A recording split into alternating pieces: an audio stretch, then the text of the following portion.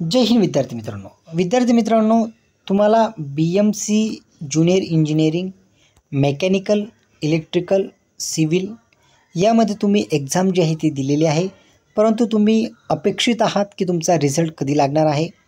परंतु रिझल्ट न लागण्याचं कारण म्हणजे तुमची कोर्ट केस तुमची दाखल झालेली आहे।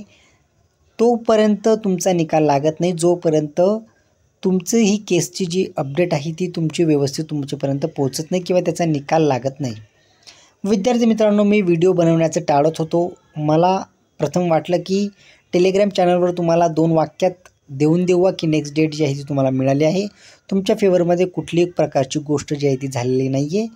पण तेवढंच सांगितलं गेलं असतं तर विद्यार्थी मित्रांनी काही विद्यार्थ्यांनी टेलिग्राम चॅनल जॉईन केला आहे, त्या विद्यार्थ्यांपर्यंतच आपली जी इन्फॉर्मेशन आहे ती पोहोचली असती।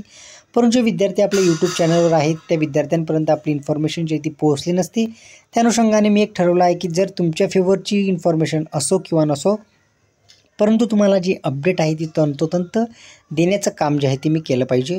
म्हणून मी तुमच्या कमेंट्सला वाचून हे उत्तर देण्याचा ट्राय करत आहे। आता ती अपडेट जी आहे ती मी तुम्हाला देण्याचा प्रयत्न करतो। विद्यार्थी मित्रांनो, जेव्हा आपण केसबद्दल अपडेट जाणून घेऊयात। आता केसबद्दल अपडेट म्हणजे विद्यार्थी मित्रांनो, तुम्हाला माहितीच असेल की आपली जी डेट होती ती 2 सप्टेंबर 2025 होती। त्या अनुषंगाने आपण 2 तारखेची वाट पाहत होतो।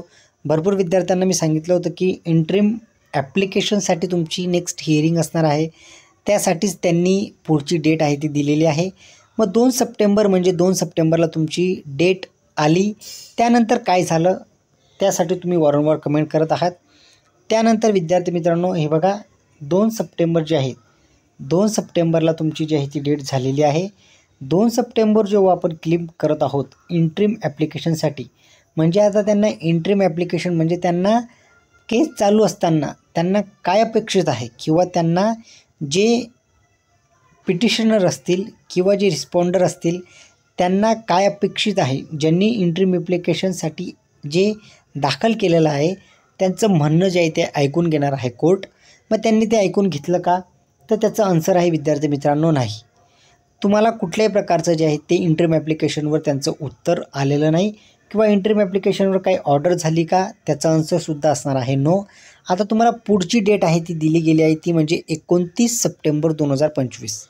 तुम्हाला 29 तारखेची डेट देण्यात आलेली आहे नेक्स्ट हिअरिंगसाठी।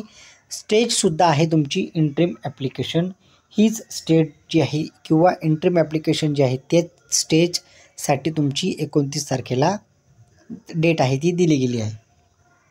मग विद्यार्थी मित्रांनो, 2 तारखेला काय झालं का सर, तर त्याचंसुद्धा आन्सर तुमच्यासमोर इथं मी देतो। ते म्हणजे असं की डेली स्टेटस 2 तारखेला जेव्हा आपण ओपन केलं तेव्हा तुम्हाला इथं दिसत असेल की ऑनरेबल जस्टिस नंबर असेल किंवा 2/9/2025चं जे आहे ते चॅटबोर्ड आहे। बिझनेस काहीच झालेला नाही आहे, हे बघा इथे तुम्हाला दिसत असेल बिझनेस जो आहे तो काहीही झालेला नाही आहे। आणि नेक्स्ट हिअरिंग डेट आहे ती तुम्हाला मिळाली आहे ती म्हणजे 29/9/2025। त्याच तारखेला आता आपल्याला समजणार आहे की इंट्रीम ॲप्लिकेशनवर काय होतं, त्याचं आन्सर जोपर्यंत आपल्याला येत नाही तोपर्यंत आपण व्हिडिओ जो आहे तो असाच बनवत आहोत। डेटवर डेट तुम्हाला मिळत आहे आणि त्या डेटवर डेट मिळण्याचं कारण म्हणजे काय, तर विद्यार्थी मित्रांनो, जी बॉम्बे हायकोर्ट आहे त्यावर असणारा लोड आणि त्या अनुषंगाने तुमचं बोर्डवर तुमची डेट येता जेव्हा तुमची जे चॅटबोर्ड असतं डेलीचं शेड्यूल असतं त्यामध्ये आपली केस इतक्या शेवटी असते किंवा आपली केसचा जो नंबर आहे तो इतका शेवटी असतो। जे दैनंदिन जीवनाचं कामकाज असतं त्या रुटीननुसार आपला नंबर लागतच नाही, त्यानंतर आपल्याला डेट मिळून जाते। कधी आपला नंबर लागला तर आपल्याला त्या इंट्रीम ॲप्लिकेशनवर जी काही सुनावणी असेल ते आपल्याला तिथं उपलब्ध होणार आहे, ते म्हणजे ऑर्डरमध्ये।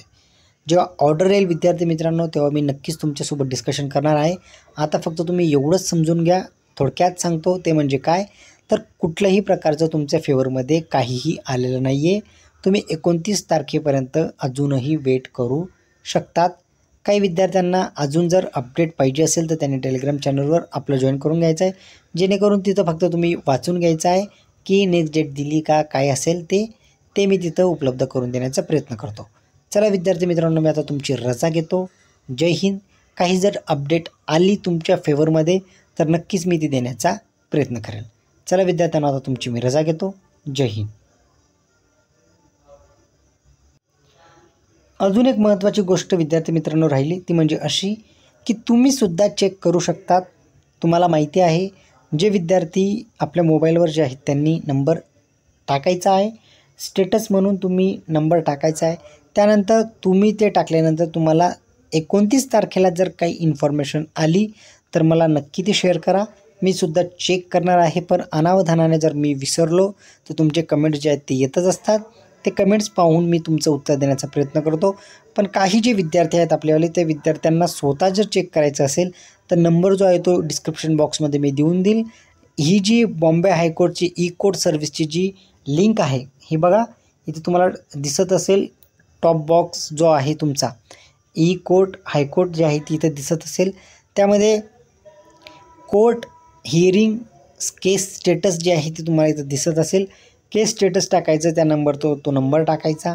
नंबर टाकल्यानंतर विद्यार्थी मित्रांनो ती इन्फॉर्मेशन भरायची, सिव्हिल आहे का काय आहे.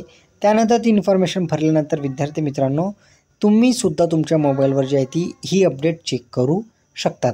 म्हणजे वारंवार कमेंट न करता तुमच्यासाठी सुद्धा विद्यार्थी मित्रांनो ही आवर्जून अशी एक नोट आहे ती म्हणजे काय, तुम्हीसुद्धा तुमच्या मोबाईलवर चेक करून घ्यायचं आहे की तुमची अपडेट काय आली. जर तुमच्या फेवरमध्ये आली तर नक्कीच मला कमेंट बॉक्समध्ये सांगायचं आहे. जर समजा अजून डेट एक्सटेंड झाली तर त्याला कारणीभूत तुम्हाला माहिती आहे की ज्यांनी पिटिशनर असतील किंवा ज्या विद्यार्थ्यांनी तिथं केस दाखल केली आहे त्यामुळेच ही तुमचं रिझल्टला जे आहे ते डिले होत आहे.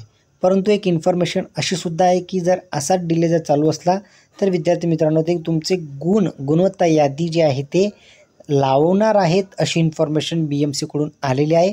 पण ते कधी लावतात ते विद्यार्थी मित्रांनो अजूनही आपल्या ती ऑथेंटिक जी डेट आहे ती आपल्याला मिळाली नाही आहे, म्हणून ती सांगण्याचा मी इथं ट्राय करत नाही आहे. ज्या दिवशी ती डेट आपल्याला मिळाली तर विद्यार्थी मित्रांनो तीसुद्धा मी नक्की तुमच्यापर्यंत शेअर करण्याचा प्रयत्न करेल.